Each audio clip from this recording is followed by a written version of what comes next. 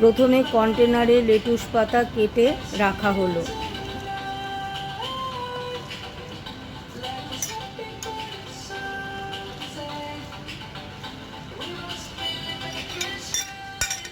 তারপর কুচি কুচি করে টমেটো সেটাও মেশানো হলো লেটুস পাতার সাথে।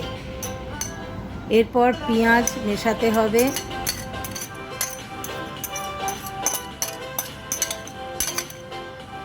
এবার অন্য একটা পাত্রে বালসামিক ভিনিগার 5 ml দেব।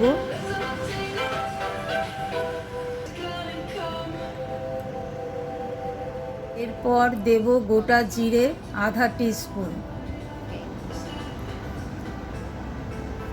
তারপর নুন দেব হাফ টিস্পুন।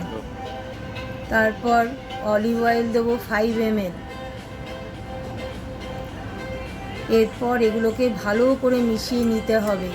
ভালো করে মিশিয়ে তারপর এবার স্যালাডে এটা মেশাতে হবে ভালো করে। এবার যে মিক্সচারটা তৈরি করলাম এটা স্যালাডের মধ্যে ছড়িয়ে সুন্দরভাবে মিশিয়ে নেব।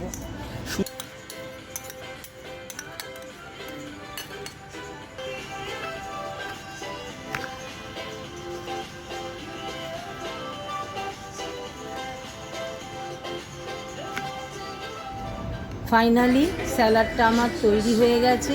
যদি এই স্যালাডটা দেখে আপনার ভালো লাগে তবে এই ভিডিওতে লাইক, শেয়ার এবং সাবস্ক্রাইব করবেন। ধন্যবাদ।